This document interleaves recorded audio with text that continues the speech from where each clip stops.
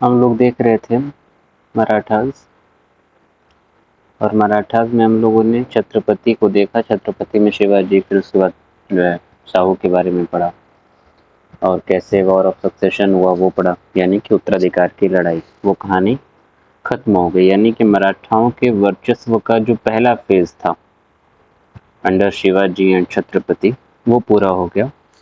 दूसरा फेज जो हम लोग को इसमें पढ़ना है वो है राइज ऑफ मराठास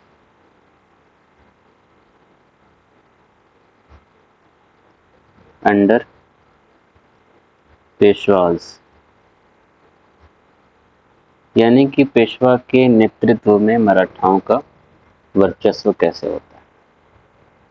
ठीक है, तो पहली चीज ये कि पेशवा थे कौन, ये तो थोड़ा बहुत हम डिस्कशन के दौरान बताए ही थे। पेशवा को कह लीजिए एक तरीके से मंत्री होते थे, ठीक है, मिनिस्टर्स होते थे मराठा साम्राज्य में।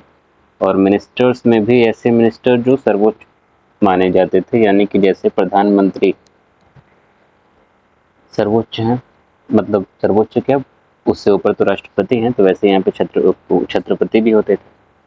लेकिन ओवरऑल देखा जाए जो सारा काम काज संभाल रहे हैं, पूरे साम्राज्य का प्रशासन और सारी चीजें देख रहे हैं, वही होते थे पेशवा।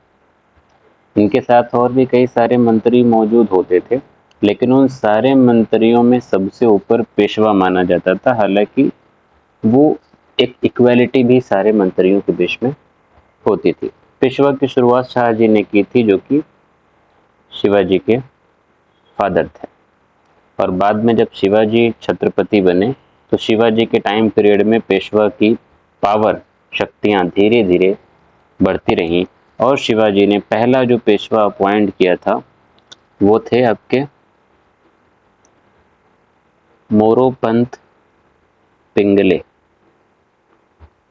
ठीक है, ये पहले पेशवा थे और इस तरीके से पेशवाई चलती रही, एक के बाद एक करके 5 पेशवा आए। लेकिन यहाँ पे मुख्यतः या मेनली हमको जो पढ़ना है वो पढ़ेंगे हम लोग बालाजी विश्वनाथ से। बालाजी विश्वनाथ का जिक्र पहले ही आ गया था कि कैसे सेना करते का पद शाहू ने क्रिएट किया था और बालाजी विश्वनाथ को सेना करते के पद पे नियुक्त किया था। तो बालाजी विश्वनाथ धीरे धीरे साम्राज्य में अपनी एक जगह बना रहे थे और एक खास मुकाम पे पहुंच रहे थे। उसी चीज को देखते हुए बालाजी विश्वनाथ मराठा साम्राज्य के 6ठे पेशवा बनते हैं।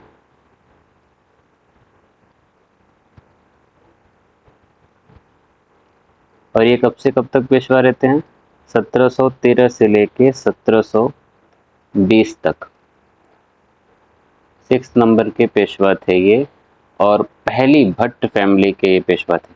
बालाजी विश्वनाथ भट्ट अगर पूरा नाम इनका लिया जाए तो first Peshwa of Bhatt family, Bhatt परिवार के पहले पेशवा ये बने। और यहीं से पेशवा की जो पोस्ट थी, पेशवा का जो पद था वो हेरिडिटरी हो गया। ठीक है, इससे पहले हेरिडिटरी नहीं था, यानी कि जो पेशवा है उसका बेटा ही अगला पेशवा बनेगा, ये जरूरी नहीं होता था। लेकिन बालाजी विश्वनाथ जब पेशवा बने तो यहीं से ये पद हेरिडिटरी हो गया, यानी कि अब बालाजी विश्वनाथ की डेथ के बाद अगला पेशवा ऑटोमेटिकली इनका बेटा बनेगा, फिर उनकी डेथ के बाद ऑटोमेटिकली अगला पेशवा उनका बेटा बन जाएगा। तो इस तरीके से हेरिडिटरी एक सिस्टम पेशवाई में शुरू हो गया था। तो बहरहाल अब इन्हीं के बारे में हमको कुछ चीजें पढ़नी है। पहली चीज, इन्होंने जैसे ही ये पेशवा बने, पेशवा बनते ही इन्होंने कई सारे डिपार्टमेंट और सेक्रेटरीट जो है बनाए, विभाग वगैरह बनाए, ताकि मतलब चीजें अच्छे तरीके से प्रॉपर वे में वर्क कर सकें। सबसे पहला काम जो इन्होंने किया था वो ये किया कि इनका हेडक्वार्टर सातारा था। आपको याद होगा शाहू की जब बात कर रहे थे हम लोग तो हम बताए थे कि जो ताराबाई थी वो कोल्हापुर चली गई और शाहू कहाँ से काम कर रहे थे? सातारा से। तो सारा हेडक्वार्टर, सारा काम काज सातारा से होता था। तो बालाजी विश्वनाथ ने सबसे पहला काम यही किया कि हेडक्वार्टर अपना सातारा से शिफ्ट कर दिया पूना, पहला काम। और इसको नाम दिया हुजूरे दफ्तर, हेडक्वार्टर को। मतलब हुजूर दफ्तर कहा जाता था, अलग से कोई हकीका नहीं हुआ था, हुजूर दफ्तर बोला जाता था। और दूसरी चीज, जहाँ पे पूरा जो है जहाँ पूरी शक्ति केंद्रित थी, हिंदी में अगर बोला जाए तो सीट ऑफ पावर बोलते हैं जिसको इंग्लिश में, उस जगह को बोलते थे, यानी कि जिस जगह पे, जिस मंजिल में, जिस बिल्डिंग में सारा काम वहां से मतलब शासन होता था, उसको बोलते थे हुजूर मंजिल।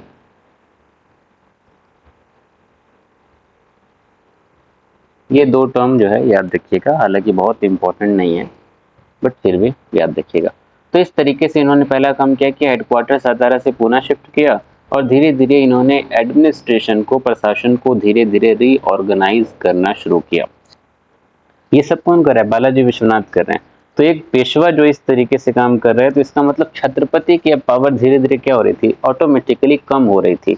तो यही वो दौर था जब पेशवा का वर्चस्व हो रहा है एक तरफ, और दूसरी तरफ वहीं जो छत्रपति है, जो मुख्य मेन महाराज हैं, उनकी शक्ति अब धीरे धीरे खत्म होना शुरू हुई। और खत्म होने की एक और वजह थी, क्योंकि जो पेशवा होते थे, या बालाजी विश्वनाथ ही कह लीजिए यहाँ से, ये 3 डिपार्टमेंट को एक ही साथ लीड करते थे। 3 डिपार्टमेंट इनके हाथ में होता था। कौन कौन से वो 3 डिपार्टमेंट थे? एक तो वो जो राजस्व से कनेक्टेड था, रेवेन्यू डिपार्टमेंट, पेशवा के हाथ में। दूसरा, जस्टिस या अदालती जो काम था, पेशवा के हाथ में। तीसरा, कोई भी धार्मिक, रिलीजियस या फिर चैरिटेबल, दान पुण्य का जो काम होता था, ये भी पेशवा के हाथ में। ये तीनों डिपार्टमेंट पेशवा उसके हेड थे। तो जब तीनों डिपार्टमेंट के हेड पेशवाई हो गए, तो और पावर क्या हो गई, वो ऑटोमेटिकली पेशवा के हाथ में आ गई, क्योंकि राजस्व एक बहुत बड़ी चीज़ है किसी भी शासन प्रशासन के लिए, न्याय बहुत बड़ी चीज़ है।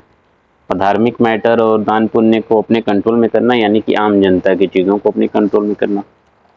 तो इस तरीके से बालाजी विश्वनाथ की शक्तियां धीरे धीरे बढ़ रही थी। ठीक है। इनके टाइम पीरियड में एक खास बात ये हुई कि 1718 में, पीछे आपने पढ़ा भी है, बस एक रिकॉल कर लीजिए कि 1718 में मुगलों से एक संधि साइन हुई थी मराठाओं की। हुसैन अली के साथ वो संधि साइन हुई थी। ठीक है। जिसमें चौथ और सरदेश मुखी लेने की बात की गई थी। तो मराठाओं के लिए एक बहुत बड़ी बात थी। तो वो एक बालाजी विश्वनाथ की ही कह लीजिए कि उपलब्धि थी। और चौथ और सरदेश मुखी क्या होता था, ये भी इसी में लगे हाथ फिर से सुन लीजिए। मराठाओं का, जैसे कि हर साम्राज्य का अपना अपना एक तरीका होता है टैक्स वसूलने का, और उन सब के अपने अपने नाम होते हैं टैक्स के। आज ना टैक्स बोलते हैं हम लोग, टैक्स या कर। तो जितने भी साम्राज्य आए, सब ने अपने अपने टैक्सेस को अलग अलग नाम दिए। ठीक है ना।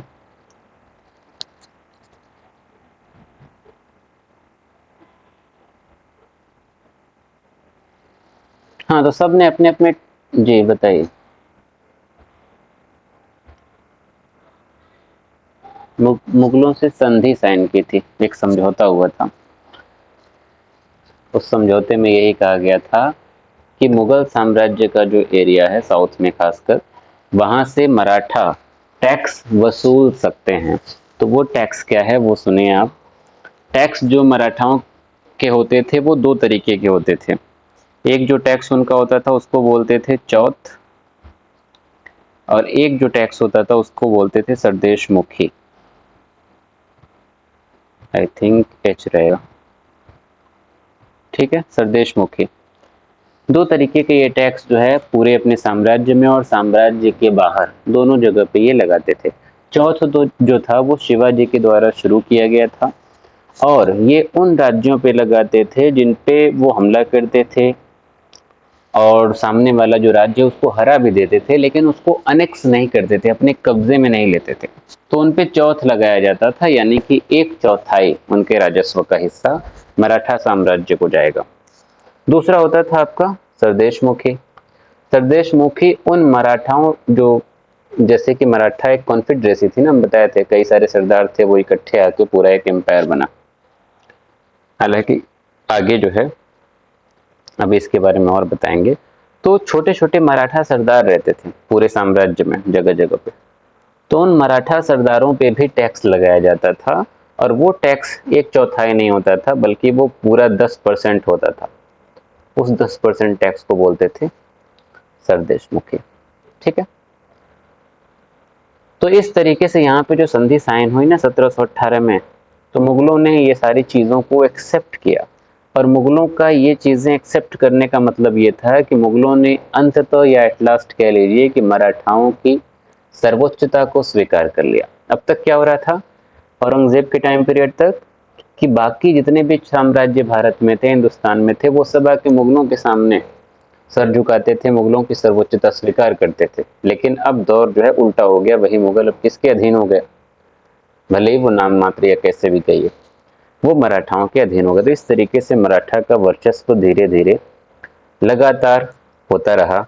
बट अनफॉर्चुनेटली बहुत जल्द ही 1720 में आपके बालाजी विश्वनाथ की डेथ हो जाती है।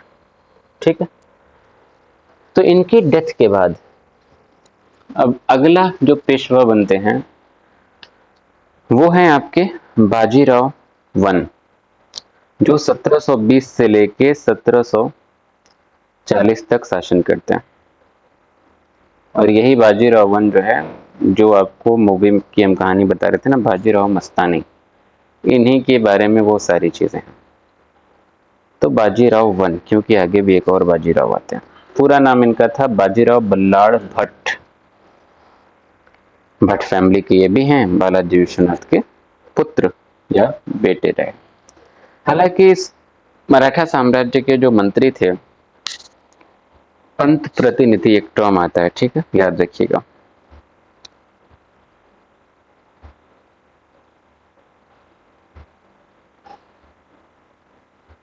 पंत प्रतिनिधि, तो पंत प्रतिनिधि जो है बाजीराव फर्स्ट के सपोर्ट में नहीं थे, वो नहीं चाहते थे कि पेशवा बने, क्योंकि जो है पसंद नहीं करते थे लोग।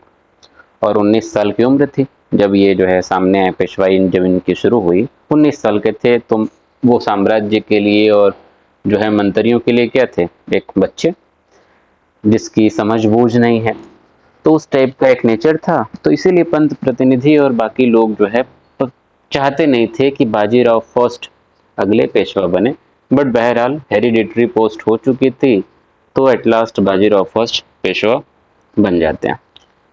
बाजीराव फर्स्ट के टाइम पीरियड में ही जो मराठा साम्राज्य है, वो एक जो असली रूप है ना साम्राज्य का, पूरे हिंदुस्तान पे एक भगवा कलर जो फैलाने का सपना था, वो यहीं से शुरू हुआ बाजीराव फर्स्ट के टाइम पीरियड में।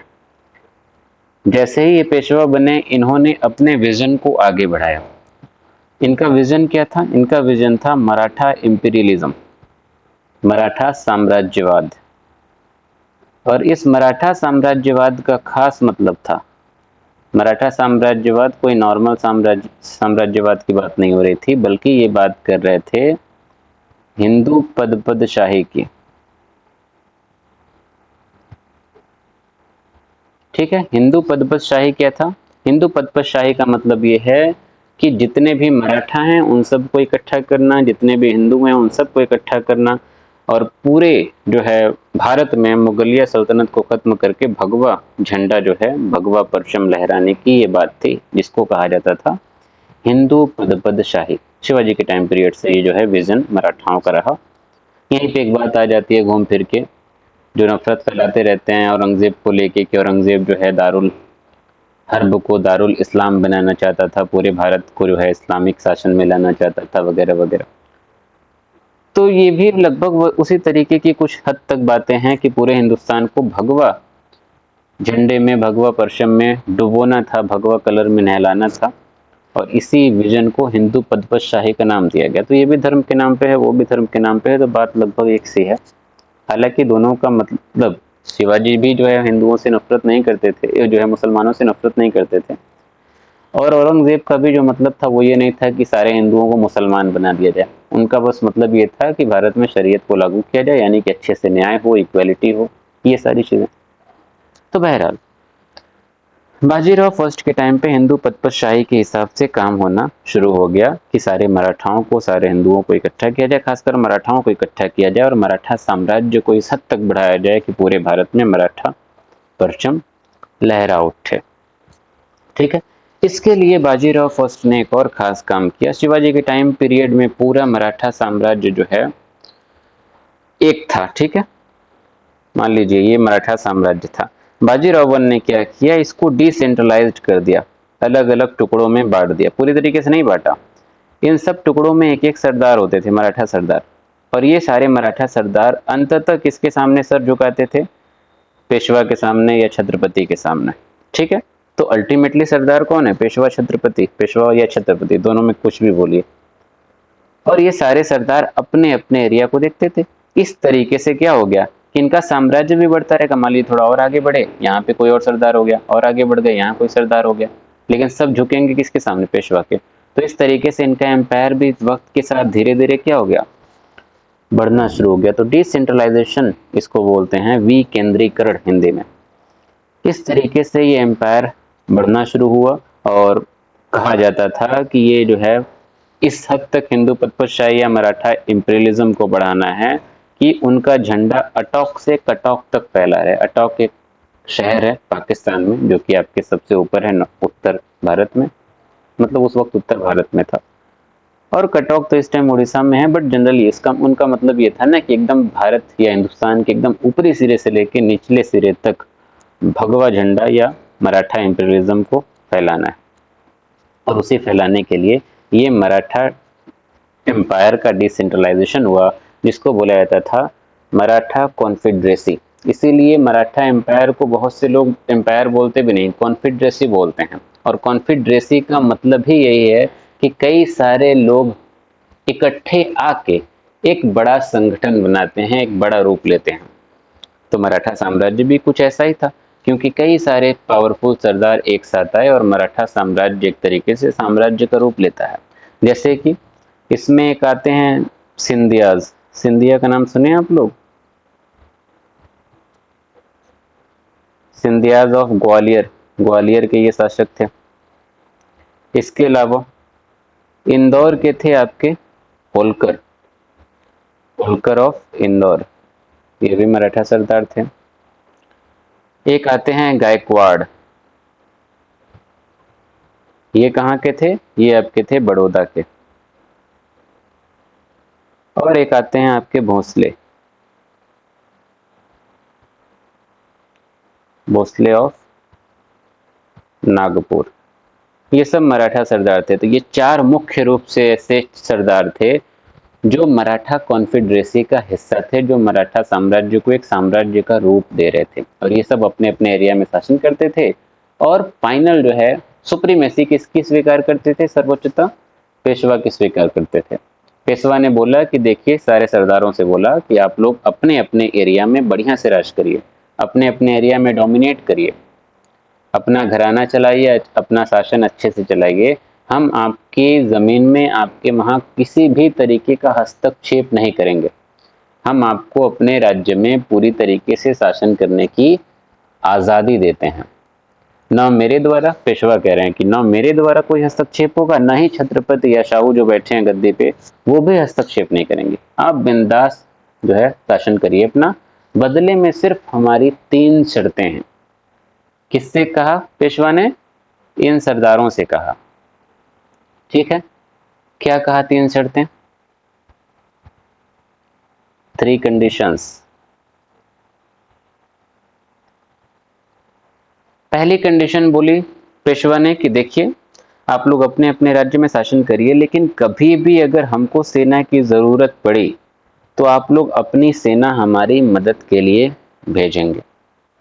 दूसरी चीज बोली कि आपको सालाना छत्रपति को यानी कि महाराज को ट्रिब्यूट या नजराना पेश करना होगा।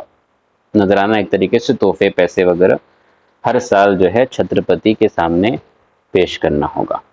और तीसरी चीज बोली गई, पेशवा ने बोली कि आप लोग शासन कर रहे हैं आज़ादी के साथ, इस आज़ादी में एक और चीज हम बढ़ाएंगे, और वो ये बोला गया, टीका, टीका ग्रांट करने का अधिकार दिया गया। मतलब पेशवा के पास अधिकार होगा कि वो चूज करेंगे अगला उत्तराधिकारी, और अगला उत्तराधिकारी मतलब उनके ही हिसाब से होगा। ऐसा नहीं होगा कि टांग अड़ा के बोलेंगे कि नहीं ये बनेगा वो बनेगा। जैसे मुगलों के टाइम पीरियड में होता था, टीका का हक होता था मुगलों के पास, और वो राजपूत जो राज्य होते थे वहां पे उत्तराधिकार के चुनने में एक रोल प्ले करते थे। तो यहाँ पे पेशवा ने भी वो बात कही। तो इस तरीके से सारे सरदारों ने ये तीनों कंडीशन को स्वीकार किया, क्योंकि अल्टीमेटली सरदारों का कोई नुकसान था नहीं, वो तो अपनी आज़ादी के साथ अपने राज्य में शासन कर रहे थे, बदले में उन्होंने साल भर में कुछ पैसे देने थे और जब जरूरत पड़ेगी तब सेना भेजनी थी। तो कोई किसी को कुछ आपत्ति नहीं थी, इसलिए सारे सरदारों ने हामी भरी और मराठा कॉन्फेडरेसी एक तरीके से अस्तित्व में आती है। और मराठा कॉन्फेडरेसी के अस्तित्व में आने का मतलब ये है कि मराठा साम्राज्य की नींव रख दी गई। तो फाउंडेशन ऑफ मराठा एम्पायर, इस तरीके से मराठा एम्पायर भी अस्तित्व में आ जाता है। ठीक है, तो ये क्या दिखाता है अपने आप में? ये अपने आप में बाजीराव वन की सोच को दिखाता है, बेहतर समझ को दिखाता है कि कैसे उसने सारे सरदारों को इकट्ठा किया और हिंदू पदपतशाही के सपने को साकार करने की कोशिश की। इसके अलावा उसने अपनी आर्मी को भी बहुत मजबूत किया, सारे घुड़सवारों को उसने बहुत मजबूत किया। उसने हाथी वाथी पे यकीन नहीं रखा। जैसे भारत के राजा महाराजा की आदत होती थी कि हाथी पे बैठ के जाते थे युद्ध लड़ने, इसी चक्कर में हार जाते थे। एकदम टॉप पे उतनी बड़ी हाथी दिखी कि तुम्हारे ही जाएंगे। तो मराठा तो फेमस थे गुरिल्ला वॉरफेयर के लिए, यानी कि छुप के लुका छुपी कर करके जो युद्ध होता था उसमें वो आसानी से बचते भी थे और सामने वाले को ठोक भी देते थे। तो बाजीराव वन का भी यही टेक्निक थी, वो कैवलरी में घुड़सवार में ज्यादा यकीन रखते थे, गुरिल्ला वॉरफेयर में यकीन रखते थे। इसी तरीके से कई सारे युद्ध में बाजीराव वन ने अपने दुश्मनों को मात दी। जैसे कि एक बात थी आपके 1728 की, जो बंगस पठान आपको याद होगा, उनको हराया। इसके अलावा बुंदेल को जो है हराया। और अच्छा, एक खास बात ये थी, हराने से याद आया, बाजीराव वन ने एक खास काम किया था, पिंडारियों को अपनी सेना में शामिल किया था। पिंडारी पिंडारी क्या होते थे? पिंडारी डाकू होते थे, एक तरीके से लूट मार करके जो है अपना गुजारा करते थे ये लोग। उनको बोलते थे पिंडारी। लड़ने में बहुत माहिर होते थे ये लोग, फट से पहाड़ों पे चढ़ जाना, फट से उतर जाना, इधर भाग जाना उधर भाग जाना, मतलब एकदम फुर्तीले, मतलब उनके सामने कोई टिक नहीं सकता। इस तरीके के पिंडारी होते थे, लोग परेशान रहते थे इनसे।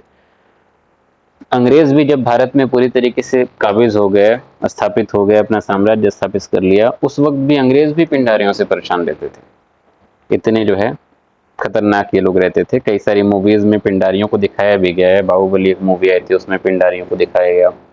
एक मूवी आई थी सलमान खान की, वीर नाम से, तो वीर में सलमान खान खुद एक पिंडारी का ही रोल प्ले करता हुआ दिखाई देगा आपको।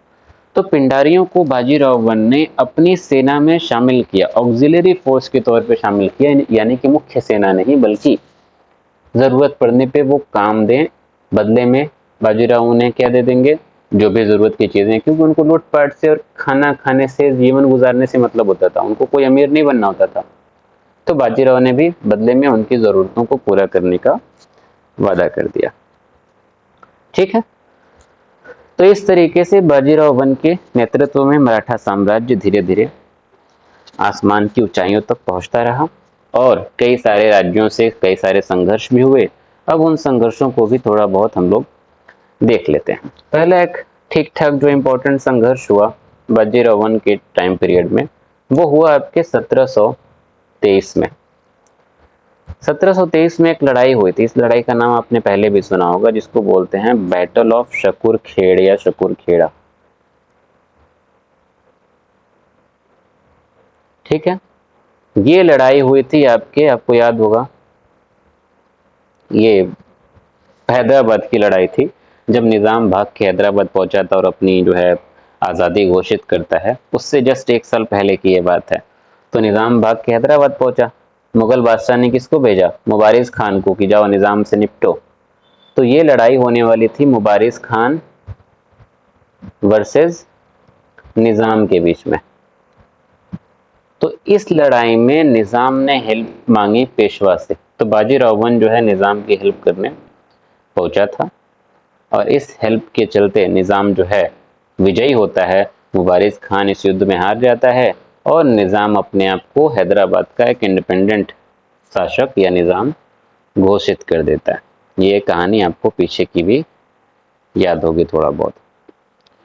इसके अलावा 2 साल बाद की बात है आपके 1725 की, कर्नाटक में इसने कैंपेन किया, अभियान किया था। कर्नाटक में क्या अभियान किया? कर्नाटक में अभियान करने के बाद सीधे सीधे इन्होंने बात की अपनी चौथ और सरदेशमुखी की। उन्होंने कहा कि हम इस एरिया से चौथ और सरदेशमुखी कलेक्ट करेंगे, और परमिशन भी थी इनको। लेकिन निज़ाम, जिस निज़ाम की हेल्प की पेशवा ने, अब वही निज़ाम, जाहिर सी बात है, पावर आ जाएगी तो हर शासक अपने अपने राज्य को देखेगा। तो निज़ाम ने मतलब इस चीज़ को पसंद नहीं किया कि हमारे एरिया में, हमारे कर्नाटक में आके तुम लोग जो है इतना तगड़ा तगड़ा जो है चौथ और सरदेशमुखी कलेक्ट करो, इकट्ठा करो। तो निज़ाम की सेना ने मराठा सरदारों को, मराठा अधिकारियों को कर्नाटक रीजन से भगाना शुरू कर दिया। तो बाजीराव वन को भी थोड़ा गुस्सा आया कि एक तो मेरी वजह से निज़ाम बना है, ऊपर से जो है मेरे ही जो है सेना को भगा रहा है। तो इसलिए बाजीराव वन ने कर्नाटक रीजन में अभियान करने का फैसला किया। जब बाजीराव वन कर्नाटक में पहुंचा तो निज़ाम ने अलायंस बना ली, एक गठबंधन बना लिया। गठबंधन किससे बनाया? कोल्हापुर से। अब आपको याद होगा पेशवा जो है शाहू के साथ है ना, यानी कि ये कहाँ के हैं? सातारा वाले हैं, जो अभी फिलहाल पूना से काम कर रहे हैं। लेकिन एक दूसरा वंश शिवाजी का कहाँ से शासन कर रहा था? कोल्हापुर से ना, जो कि दोनों में दुश्मनी थी। तो निज़ाम ने इस बात का फायदा उठाया और निज़ाम पहुंच गए आपके कोल्हापुर, और कोल्हापुर के छत्रपति से बोले कि देखो भैया, पेशवा जो है आके हमारे ऊपर हमला कर रहा है, आपकी मदद की जरूरत है, आप हमारे साथ गठबंधन बना लीजिए, मिलजुल के हम लोग पेशवा को हराएंगे, यानी कि सतारा पे अटैक करेंगे। और सतारा पे अटैक करने का मतलब ये है कि शाहू भी हार जाएगा, और जैसे ही शाहू हारेगा कोल्हापुर के अधीन हो जाएगा सतारा, यानी कि फिर से दोनों एक हो जाएंगे और मुख्य रूप से जो है वही कोल्हापुर वाले अब शासन करेंगे। एक तरीके से ये पूरा डिप्लोमेसी की बात थी। तो ये जो है दोनों के बीच में तय हो गया कि ठीक है, हम लोग सतारा पे हमला करेंगे, और हमला करने के बाद जो भी काम करना है, मतलब जो भी डिसाइड हुआ था उसके हिसाब से काम करना था। अब ये बात पेशवा को पता चली कि ये लोग जो है हमला करने वाले हैं। हमला किया भी था, कई सारे जो है सैनिकों को और कई सारी जगहों को जो है अपने कब्जे में किया था, लेकिन अभी मेन चीज़ पूरी नहीं हुई थी। पेशवा को पता चल गया कि हाँ अब ये सब जो है 3-5 होने वाला है। तो पेशवा तुरंत कर्नाटक से वापस जाने का फैसला करते हैं, और कर्नाटक से तुरंत पहुंचते हैं वो पूना चले जाते हैं, और फिर जो है फिलहाल के लिए कर्नाटक को साइड कर देते हैं। फिर 3 साल बाद जो है 1728 में बाजीराव वन ने डायरेक्टली निज़ाम पे हमला करने का फैसला किया, और वो डायरेक्टली निज़ाम पे हमला करता है। और यहाँ पे जो लड़ाई होती है उसको बोलते हैं बैटल ऑफ पालखेड़। पालखेड़ का युद्ध या पालखेड़ की लड़ाई 1728। पालखेड़ कहाँ है? आपके औरंगाबाद के आसपास है। औरंगाबाद जो आज के महाराष्ट्र में है, मऊ वाला नहीं, महाराष्ट्र में औरंगाबाद जो है, वहाँ पे दोनों के बीच में लड़ाई होती है, और ये लड़ाई कुछ ज़्यादा ही भयानक थी।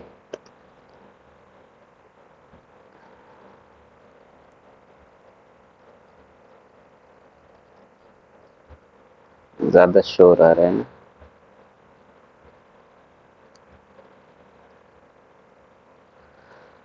हाँ, तो पालखेड़ में लड़ाई होती है, किसके बीच में? पेशवा ने अटैक किया ना, किस पे अटैक किया? वीएस कर देते हैं वर्सेस निज़ाम पे। तो इन दोनों के बीच में लड़ाई होती है। ये लड़ाई को भयानक हम क्यों बोल रहे हैं? हुआ ये कि पेशवा ने अचानक हमला किया, निज़ाम तैयारी के साथ नहीं बैठे हुए थे। तो निज़ाम की जो भी फौज थी और जो भी पूरा कारवां था, जहां भी वो लोग मौजूद थे, वो पूरी तरीके से घिर गए थे। निज़ाम और निज़ाम की सेना के पास कोई ऑप्शन नहीं था कि वो कहीं से निकल के भागें या युद्ध में हरा दें पेशवा को, या पेशवा की सेना को हरा दें। ऐसा कोई भी ऑप्शन निज़ाम के पास बचा नहीं था, पूरी तरीके से घिरे हुए थे। अब निज़ाम ये भी नहीं कर सकता था कि वो अंदर बैठा रहे चुपचाप, क्योंकि पेशवा ने क्या किया कि सप्लाई लाइन को भी कट कर दिया था, यानी कि जहां से खाना पानी आ सकता है, आप कितने दिन बैठ के अंदर खाएंगे, जाहिर सी बात है बाहर से लाना पड़ेगा ना खाना पानी और पार्ले जी चिप्स वगैरह। तो जो है पेशवा ने वो सब बंद कर दिया, खाना पानी हुक्का पानी सब बंद हो गया। तो जाहिर सी बात है बैठे बैठे अंदर मरेंगे नहीं। तो फाइनली निजाम ने घुटने टेक दिए, यानी कि निजाम ने अपनी हार मान ली। अब जिसने हार मान ली इसका मतलब संधि साइन होगी, समझौता होगा। खाली कागज थमाया पेशवा ने और दोनों के बीच में एक संधि साइन हो गई, और उस संधि को बोलते हैं ट्रीटी ऑफ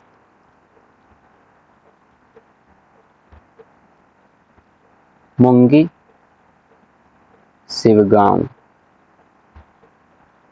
ठीक है, MUNGI, ठीक है, मुंगी शिवगांव। इसमें क्या क्या फैसला हुआ? इसमें फैसला ये हुआ, निजाम ने बोला कि हम जो है छत्रपति, जो कोल्हापुर का छत्रपति था उससे गठबंधन हुआ ना, उन्होंने बोला कि ये सब हम खत्म करेंगे, और तुम लोगों की यानी कि पेशवा की जितनी भी टेरिटरी, जितनी भी जमीनें निजाम ने जीती थी, उन जमीनों को निजाम ने वापस लौटाने का फैसला किया। इसके अलावा निजाम ने यह भी माना कि ठीक है भैया, साउथ से, दक्कन से, हैदराबाद से तुमको चौथ और सरदेश मुखी लेनी है, आराम से लो, तुम्हारी सेना को हमारी तरफ से कोई परेशानी नहीं होगी, मेरी सेना तुम्हारी सेना को, तुम्हारे अधिकारियों को परेशान नहीं करेगी, तुम अपना हक, अपना टैक्स, अपना चौथ, अपना सरदेश मुखी आराम से ले सकते हो। तो इस तरीके से एक एक करके, एक के बाद एक, बाजीराव फर्स्ट को हर जगह विजय प्राप्त हो रही थी, या विजय की प्राप्ति हो रही थी। इसके अलावा 1723 में एक और कैंपेन किया था। हाँ, 1723 में वो कैंपेन हुआ था आपका मालवा में, मालवा का अभियान। यहाँ पे पेशवा ने अपने छोटे भाई, जिसका नाम था चिमनाजी अप्पा,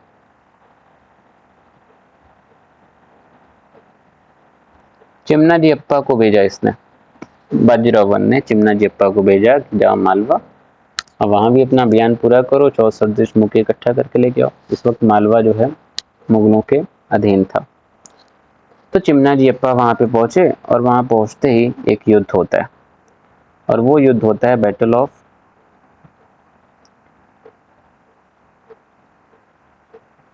अमझेरा। अमझेरा का युद्ध, अच्छा एक काम करिएगा, इसकी डेट चेक करिएगा, आई थिंक ये 28 होना चाहिए, डेट चेक करिएगा इसकी ना, मालवा के अभियान की। तो अमझेरा का क्या चीज, अमझेरा, AMJHERA। तो हाँ, क्या कह रहे थे, हाँ हम ये कह रहे थे, डेट चेक कर लीजिएगा। तो बहरहाल चिमनाजी अप्पा पहुंचे मालवा, और मालवा में पहुंचते ही इन दोनों के बीच में युद्ध होता है, और गवर्नर जो थे यहाँ मालवा के, गिरधर बहादुर और दया बहादुर, मारे गए इस युद्ध में। मराठाओं की जीत होती है। लेकिन ये जो है अनेक्स करते नहीं थे, इनको तो बस चौथ और सरदेश मुखी चाहिए होता था। तो मुगल साम्राज्य से एक नया गवर्नर नियुक्त किया गया यहाँ का, मालवा का, और वो नया गवर्नर था आपका जय सिंह टू। जय सिंह टू का नाम भी याद आ रहा होगा आप लोग को, ठीक है। जय सिंह टू जो है यहाँ का अगला गवर्नर नियुक्त हो गया। और फिर फाइनली 1735 की बात है, जय सिंह टू ने मोहम्मद शाह रंगीला को किसी तरीके से कन्विंस करके मालवा और मराठाओं के बीच में जो रस्साकसी चल रही थी उसको खत्म किया। और जय सिंह टू ने समझाया मोहम्मद शाह रंगीला को, देखो लड़ाई झगड़ा में कुछ रखा नहीं है, वो लोग भी बड़े पावरफुल हैं, अब हम लोग की भी कोई औकात बची नहीं है, तो ठीक है चौथ सरदेश मुखी चाहिए, इज्जत से दे देते हैं, वो लोग अपना कलेक्ट करके लेके जाएंगे। तो मोहम्मद शाह रंगीला भी जो है इस बात पे राजी हो गया, और ये मालवा कैंपेन भी सफल और सक्सेसफुल रहा। उसके बाद एक कैंपेन हुआ आपका गुजरात में, और साल था आपका 1730, ठीक है। गुजरात भी जो है मुगल गवर्नर के अधीन था, और यहाँ पे जो मुगल गवर्नर था उसका नाम था सर बुलंद खान। यहाँ कोई ज़्यादा तामझाम नहीं करना पड़ा, थोड़ा बहुत जो है दिक्कत हुई, नोक झोंक हुई, उसके बाद तुरंत जो है सरबुलंद खान रेडी हो गया कि ठीक है भैया, आप लोग भी अपना चौथ और सरदेशमुखी लेके जाइए। फाइनल जो कैंपेन हुआ, हालांकि इसके बाद 2-3 और कैंपेन हुए, लेकिन जो इसमें एक मेन मोड़ लेके आता है कैंपेन, वो था आपका बुंदेलखंड का कैंपेन, और ये कैंपेन हुआ था आपका 1728 में।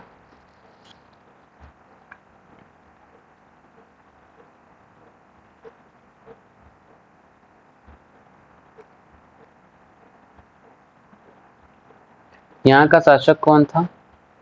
यहाँ का शासक था आपका छत्रसाल बुंदेला।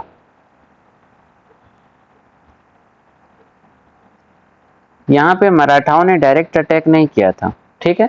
यहाँ पे दिक्कत ये हुई थी कि मुगल साम्राज्य की ओर से एक आर्मी भेजी गई थी, और वो आर्मी आ रही थी मोहम्मद खान बंगश के नेतृत्व में। बंगश पठान, ठीक है ना। मोहम्मद खान बंगश के नेतृत्व में आर्मी आई, कहाँ पे? बुंदेलखंड। और क्यों आई? छत्रसाल बुंदेला को हराने के लिए। अब छत्रसाल बुंदेला के पास इतनी पावर थी नहीं, इतना मजबूत था नहीं। छत्रसाल बुंदेला ने अपनी बेटी मस्तानी, ठीक है, बाजीराव मस्तानी वाली मस्तानी, पता नहीं उसका ओरिजिनल नाम क्या था, बहरहाल मस्तानी को भेजा पेशवा के पास कि देखो ऐसे ऐसी जो है दिक्कत है, उधर से आर्मी आ रही है, हम लोग हैंडल करने के जो है सिचुएशन में नहीं है, वैसी जो है कैपेबिलिटी नहीं हम लोग की। तो पेशवा से मदद के लिए ये लोग जो है पहुंचे। पेशवा ने जो है इस बात में हामी भर दी, और पेशवा तुरंत पहुंच गए कहाँ पे? बुंदेलखंड। और यहाँ पे लड़ाई हुई, और फाइनली पेशवा ने मोहम्मद खान बंगश को हराया, बुरी तरीके से हराया, जिसका शुरू में एग्जाम्पल भी हम दिए। हरा के बुंदेलखंड को बिल्कुल सही सलामत उसने छत्रसाल बुंदेला के हाथ में सौंप दिया कि देखिए महाराज, आपके बुंदेलखंड को जो है हम बचा लाए।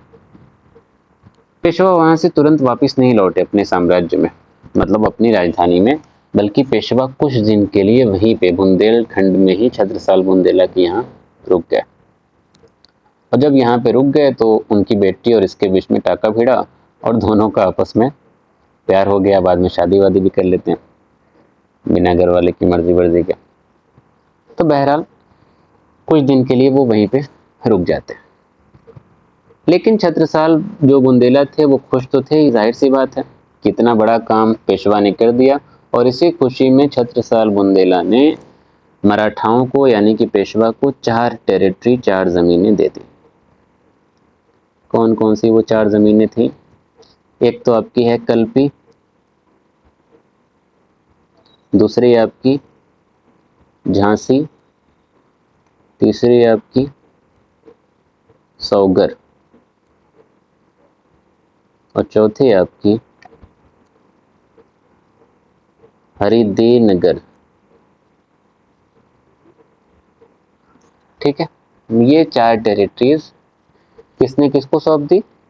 छत्रसाल बुंदेला ने पेशवा को सौंप दी। और फिर बाद में कुछ वक्त बाद पेशवा भी जो है वहां से निकल गए, और यहाँ पे बहुत ज़्यादा आर्मी छोड़ी नहीं थी, तो बाद में फिर से यहाँ पे दिक्कत क्रिएट तो हुई थी, लेकिन उसका कुछ खास हम लोगों से मतलब नहीं है। उसके बाद एक कैंपेन होती है आपके 1733 में, और ये कैंपेन होती है, इसका नाम भी आपने सुना है पहले, वो है आपके सिद्दीज। सिद्दीज कहाँ के रूलर थे? सब भूल गया होगा, जंजीरा, ठीक है, सिद्दीज ऑफ जंजीरा, एबिसिनियन मुस्लिम जो थे, इनके खिलाफ एक अभियान होता है 1733 ईस्वी में। इस वक्त यहाँ पे एक जो है शासक जो था उसका नाम था याकूत खान।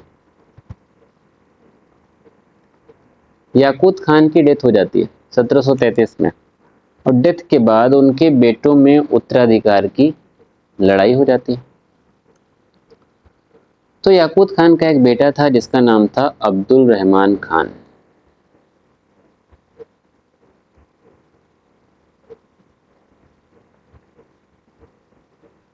अब्दुल रहमान खान पहुंचा पेशवा के पास, बाजीराव वन के पास, कि देखो पिताजी तो गए, हम लोगों में जो है यहाँ पे लड़ाई हो रही है, उत्तराधिकार की जो है लड़ाई हो रही है, तो आप हमारी मदद करिए। बाजीराव वन भी जो है रेडी हो गया तुरंत, जाहिर सी बात है इसको भी अपना साम्राज्य बढ़ाना है। बाजीराव वन ने तुरंत मराठा सेना भेज दी सिद्दीस के पास, एक तरीके से फ़ायदा उठाने के लिए। ये नहीं कि वो अब्दुल रहमान की मदद करनी थी, बल्कि जंजीरा जो है अपने कब्जे में हो जाता, इसके तहत जो है भेजी उसने सेना। और जहाँ पे जो सेना आई मराठा की, वो आई शेखोजी अंगारिया की लीडरशिप में। और अंगारिया या आंग्रे, आपको याद है, वो भी एक नेवल फोर्स होती थी, इम्पोर्टेंट, बहुत पावरफुल। दो ही पावरफुल फोर्सेस का हम नाम लिए थे पश्चिमी तट पे, एक जो है जंजीरा के सिद्दीस थे, दूसरे आपके आंग्रे थे या अंगरिया मराठा। तो शेखोजी अंगरिया की लीडरशिप में पेशवा ने सिद्दीस के खिलाफ सेना भेजी। अब सिद्दीस जो है ऑलमोस्ट एकदम हारने की कगार पे थे, कई सारी टेरिटरीज, कई सारी ज़मीनें उनके हाथ से निकल गई थी। लेकिन उसी वक्त पंत प्रतिनिधि ने रायगढ़ के किले को अपने कब्जे में कर लिया और शेखोजी अंगारिया की डेथ भी हो गई थी। अब शेखोजी अंगारिया की डेथ होते ही मराठा सेना क्या हुई, कमजोर पड़ गई। सिद्दीस के खिलाफ जो लड़ रही थी मराठा सेना कमजोर हो गई, और कमजोर होने की वजह से पेशवा के पास कोई और ऑप्शन बचा नहीं। फाइनली पेशवा जो है सिद्दीस के सामने झुक जाता है और सिद्दीस के साथ एक समझौता होता है, एक तरीके से एक संधि साइन होती है। और उस संधि में ये फैसला किया गया कि अब्दुल रहमान खान जो है इंडिपेंडेंटली जंजीरा पे अपना शासन करेगा। अब कोई दिक्कत तो थी नहीं सिद्दीस के पास या जंजीरा में, अब्दुल रहमान जो है अपना आराम से बिंदास शासन कर रहा था। ये इनकी धीरे धीरे अपने आप में पावर बढ़ रही थी और कई सारी जो टेरिटरी सिद्दीस के हाथ से निकल गई थी, मराठाओं के कब्जे में थी, वो सारी टेरिटरी अब्दुल रहमान धीरे धीरे करके अपने राज्य में वापस ले लेता है। लेकिन पेशवा ने अभी भी जंजीरा का सपना छोड़ा नहीं था। फाइनली कुछ वक्त बाद पेशवा ने अपने भाई चिमनाजी अप्पा को फिर से भेजा एक कैंपेन पे, और वो कैंपेन कहाँ आ गया, वो कैंपेन आया जंजीरा में। और जंजीरा में सिद्दीस और मराठा के बीच में फिर से एक लड़ाई होती है और फाइनली इस लड़ाई में सिद्दीस को हरा दिया जाता है और मराठा जो है पूरे जंजीरा की जितनी भी ज़मीनें थीं वो सारी ज़मीनें अपने कब्जे में कर लेते हैं, सिर्फ 2-3 जगहों को छोड़ के। वो 2-3 जगहें उन्होंने खैरात के तौर पे सिद्दीस को दे दी, और उसमें क्या क्या नाम है, एक तो है ग्वालकोट और एक है अंजन आई थिंक अंजन वेल, ठीक, और एक है आपका मेन जो जंजीरा हेडक्वार्टर था वो। ये तीनों जगह हैं उन्होंने सिद्दीस को दी कि ठीक है ये 3 जगह आप लोग रखिए, लेकिन बाकी सारी चीज़ें हमारे कब्जे में होंगी, अब वो हमारे साम्राज्य का हिस्सा है।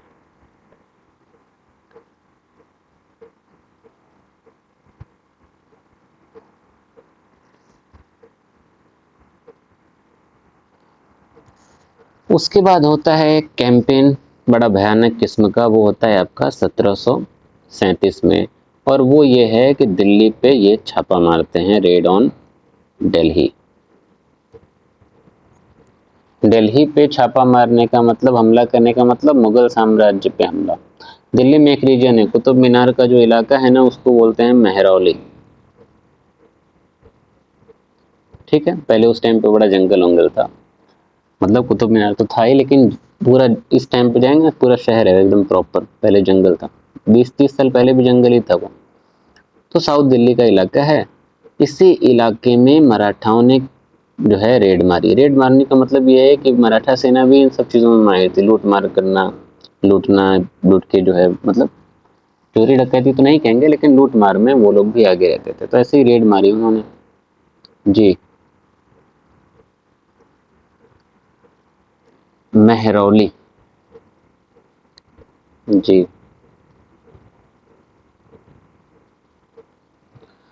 तो महरौली में इन्होंने हमला किया, ठीक है। और उसके बाद ये लोग आगे बढ़े और आगे बढ़ के पहुंचे ये लोग भोपाल, और भोपाल में यानी कि हैदराबाद पहुंच गए। और हैदराबाद में कौन शासन कर रहा है, निज़ाम। निज़ाम और मराठाओं के बीच में युद्ध होता है ठीक इसी के बाद जिसको बोलते हैं बैटल ऑफ भोपाल।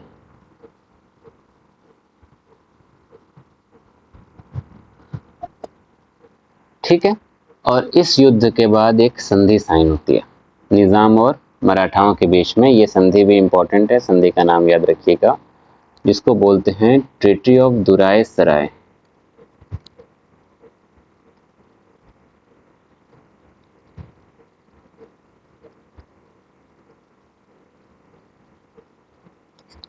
ठीक है, निजाम की इसमें हार होती है, तो निजाम ने क्या मतलब क्या समझौता हुआ, निजाम ने कहा कि ठीक है, जितनी भी टेरिटरी है वो टेरिटरी हम आपको देंगे। कैसे? मुगल एम्परर को, मुगल बादशाह को मना के, जैसे कि मालवा मुगल साम्राज्य के अधीन था ना, वहां पे गवर्नर था, आपको बताया, जय सिंह टू। निजाम ने बोला कि हम मुगल बादशाह से बातचीत करेंगे और मुगल बादशाह से बातचीत करके हम मालवा आपके सुपुर्द करवा देंगे। पहली चीज ये बोली। दूसरी चीज इसने, निजाम ने बोली कि नर्मदा नदी और चंबल नदी के बीच का जो इलाका है, और नर्मदा नदी चंबल नदी के बीच का इलाका का मतलब ये भी मालवा के आसपास का ही रीजन है। ठीक है, नर्मदा ये है, चंबल मान लीजिए आपके इधर है, तो उसके बीच का जो इलाका है ना, वो क्या बोला निजाम ने कि वो भी हम आपके मतलब सुपुर्द कर देंगे, सरेंडर कर देंगे। और साथ ही साथ उसने ये बोला कि जितना भी वॉर में जो खर्चा हुआ ना, जैसे क्या बोलते हैं उसको, हर्जाना बोलते हैं, इंग्लिश में बोलते हैं वॉर इंडेमनिटी।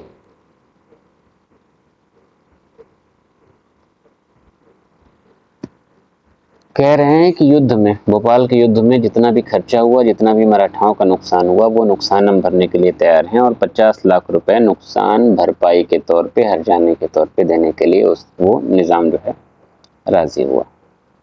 तो ये अगेन मराठाओं की एक बड़ी विजय थी। लास्ट कैंपेन, लास्ट अभियान जो बाजीराव वन की लीडरशिप में होता है, वो होता है आपका 1739 में, और ये कैंपेन होता है पुर्तगालियों के अगेंस्ट, पुर्तगालियों के खिलाफ। पुर्तगालियों के खिलाफ लड़ाई होती है मराठा की, और मराठा जो है पुर्तगालियों को बुरी तरीके से हराते हैं, और बुरी तरीके से हराने के बाद पुर्तगालियों के कब्जे से 2 जगह अपने कब्जे में ले लेते हैं, और वो 2 जगह थी आपकी सैलसेट, जो कि ये मुंबई में है। इसके अलावा ये है आपका बसीन। बसीन आई थिंक एक छोटा सा आइलैंड है, वो भी जो है महाराष्ट्र मुंबई में ही है। तो ये 2 जगहें जो है पुर्तगालियों से मराठा अपने कब्जे में ले लेते हैं। बड़ा इंपॉर्टेंट है ये, मल्टीपल चॉइस क्वेश्चन में पूछता है, दोनों जगह का नाम याद रखिएगा। तो ये आखिरी कैंपेन थी बाजीराव फर्स्ट के टाइम पीरियड की, क्योंकि 1740 में बाजीराव का जो है देहांत हो जाता है। ठीक है, रावरखेड़ में नर्मदा नदी के किनारे या नर्मदा नदी में ही बाजीराव फर्स्ट की डेथ हो जाती है बीमारी से। मूवी में ये सीन दिखाया गया है, उसमें भी बीमारी से डेथ होती है, बड़ा तेज बुखार था, लेकिन उस मूवी में बुखार बाजीराव मस्तानी, अब मस्तानी समझ रहे हैं ना, अपनी प्रेमिका की वजह से था, अपनी बीवी की वजह से था, क्योंकि उसकी बीवी को मराठा साम्राज्य में उसकी सास और बाकी लोगों ने कैद करके रखा था, उसके बच्चे को लोग एक्सेप्ट नहीं कर रहे थे, तो बड़ा दुख में था बेचारा। तो उस दुख के कारण नर्मदा नदी में ही बेचारे की डेथ हो जाती है। बट एक्चुअल में वो दुख था कि नहीं था वो एक अलग बात है, मूवी में तो एक्स्ट्रा चीजें दिखाई जाती है। तो ये था आपका पूरा बाजीराव फर्स्ट के बारे में। उम्मीद करते हैं चीजें आपको समझ में आई होंगी।